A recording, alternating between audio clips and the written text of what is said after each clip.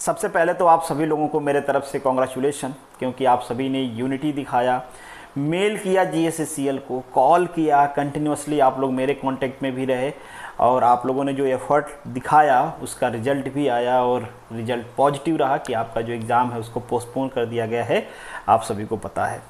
तो जिनका भी 30th को एग्ज़ाम है वो पोस्टपोन हो चुका है, बट स्टिल आप लोगों के मन में कुछ सवाल आ रहे हैं, आप लोगों ने मुझसे पूछा भी है, तो यहाँ पे हम डिस्कस भी करेंगे।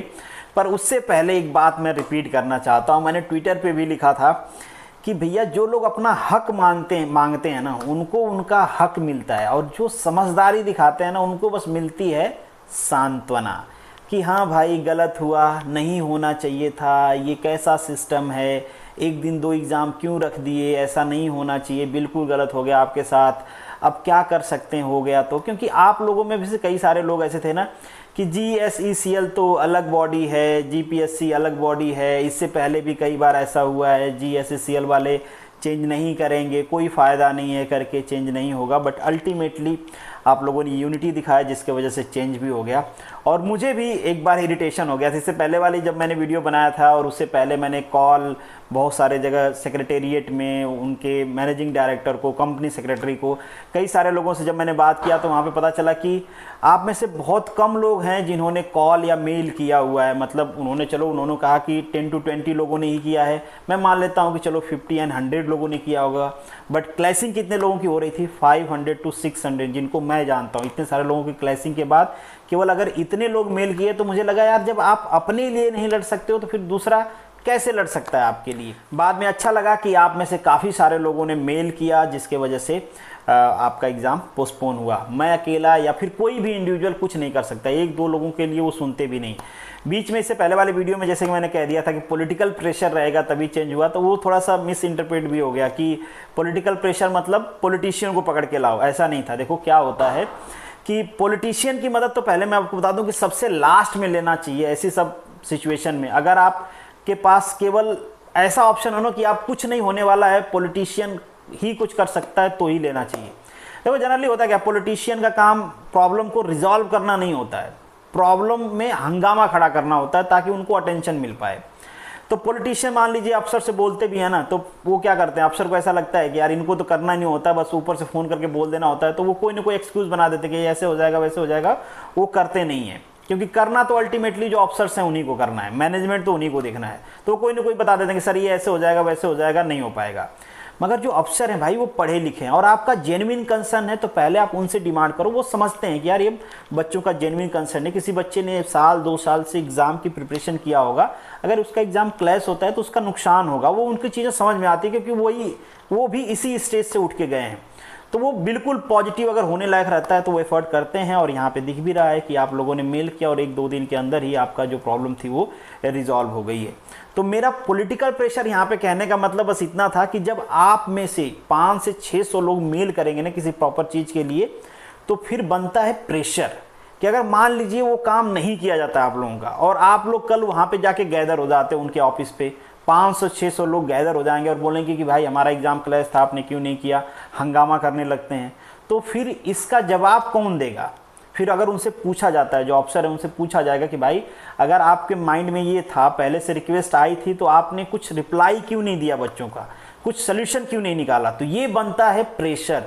इतने सारे लोग जब मेल किए तो उनको लगा होगा भाई कि अगर हम नहीं करते हैं और बाद में कुछ पंगा होता है तो उसका जवाब कौन देगा। तो फाइनली उन्होंने क्या किया, इसको चेंज कर दिया है। और इसके लिए जो जीएससीसीएल के ऑफिसर हैं उनका भी बहुत बहुत धन्यवाद। मुझे पता है कि वो लोग नहीं देख रहे होंगे, बट स्टिल जिन्होंने पॉजिटिव स्टेप लिया है उनको हमको अप्रिशिएट करना चाहिए। खैर अब बात करते हैं कि आपको क्या करना है।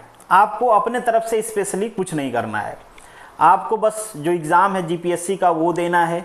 जिस दिन जो आपका 30 का एग्ज़ाम है, जीएससीसीएल के एग्ज़ाम में आप अब्सेंट रहोगे तो 31 को एनालाइज कर लेंगे वो कि ये बच्चे अब्सेंट हैं। बाय डिफ़ॉल्ट ये मान लेंगे कि इन बच्चों का जीपीएससी का एग्ज़ाम रहा होगा इसलिए ये लोग अब्सेंट रहे होंगे। तो जितने लोग अब्सेंट होंगे उनका फिर से एडमिट कार्ड आ जाएगा 31 को, जैसा कि आपके मेल में कहा गया है।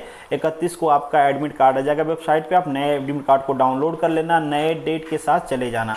एक चीज़ है कि वहाँ पे आपका जो सेंटर है वो चेंज नहीं किया गया है। सेंटर जो आपका अभी होगा वही सेंटर वहाँ पे होगा।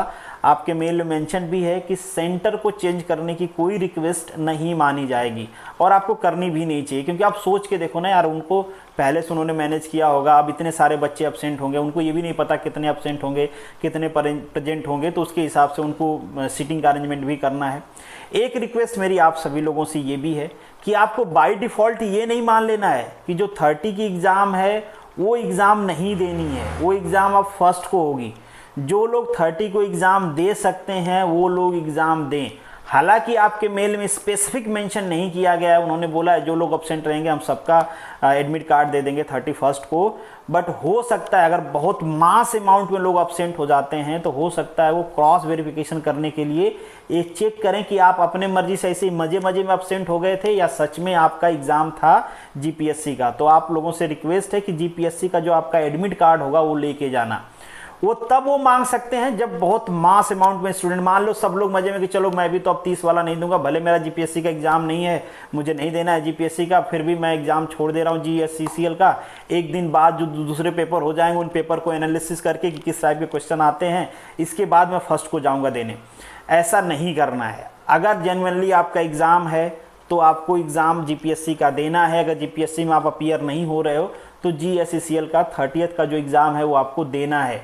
अभी उन्होंने ऐसा नहीं कहा है कि वो क्रॉस चेक करेंगे, बट अगर मास अमाउंट में आप लोग अब्सेंट होते हो तो मे बी वो आपसे क्रॉस चेक करने के लिए पूछ सकते हैं कि आप अपना एडमिट कार्ड दिखाओ, कहाँ आपका सेंटर था, एग्ज़ाम दिया नहीं दिया। फिर उस टाइम पे अगर आपने जीपीएससी का एग्ज़ाम नहीं दिया है तो वहाँ पे आपको प्रॉब्लम हो सकती है, परेशानी हो सकती है। अब मे बी एकदम से एक्सट्रीम कंडीशन हो जाए तो मना भी कर सकते हैं। वैसे मना तो नहीं करेंगे किसी को एग्ज़ाम देने से, क्योंकि जो लोग एब्सेंट रहेंगे उन्होंने कहा है कि सबका एडमिट कार्ड वो 31 को दे देंगे, तो आपके पास एडमिट कार्ड रहेगा और आपके पास टाइम भी रहेगा, वेन्यू भी रहेगा, तो मना तो नहीं करेंगे बट परेशान कर सकते हैं आपको। मेंटली फिर परेशान हो जाओगे आप और फिर आपके एग्ज़ाम की परफॉर्मेंस पे इफेक्ट पड़ सकता है। तो क्यों करना है ये सब? ठीक है, आपको 30 को दे सकते हो तो 30 को दीजिए, अगर 30 को जीपीएससी है तो जीपीएससी दे दिए, आपको फर्स्ट को वो एग्ज़ाम देने को मिल जाएगा।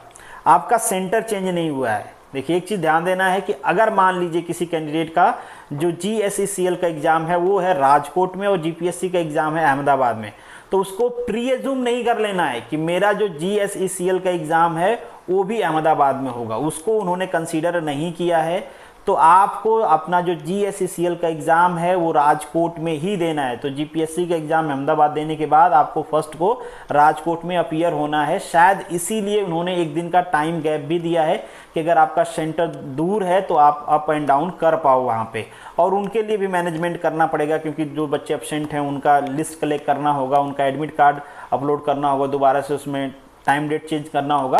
तो इसलिए बीच में एक दिन का गैप, उस गैप में आपको अपने सेंटर पे चले जाना है। तो दैट्स इट। अगर स्टिल आपके मन में कोई डाउट आ रहा है तो आप कमेंट बॉक्स में लिख सकते हो। बाकी जो लोग हैं उनका एग्ज़ाम एज इट इज़ है, किसी के एग्ज़ाम में कोई चेंजेज नहीं हुए हैं। स्टिल जो 30th का एग्ज़ाम है, 30th में भी जो मैकेनिकल इंजीनियरिंग के कैंडिडेट हैं, और मैकेनिकल इंजीनियरिंग के कैंडिडेट में वो कैंडिडेट जिनका जीएमबी का मतलब जीपीएससी एईजीएमबी का एग्ज़ाम है, उन्हीं के लिए फैसिलिटी है, बाकी किसी के लिए फैसिलिटी नहीं है। बाकी लोगों को एज इट इज़ जो सेंटर है, जो टाइम है, उनको एज इट इज़ उसी तरीके से अपने एग्ज़ाम में अपीयर होना है। तो इस बात का आप लोग ध्यान रखना, और मेरी तरफ से आप सभी लोगों को ऑल द बेस्ट। और इसी तरीके से जब कोई चीज़ की ज़रूरत पड़ती है, जेन्युइन कंसर्न होता है, तो आप लोग यूनिटी दिखाया करें, बिल्कुल पॉजिटिव रिजल्ट आएगा।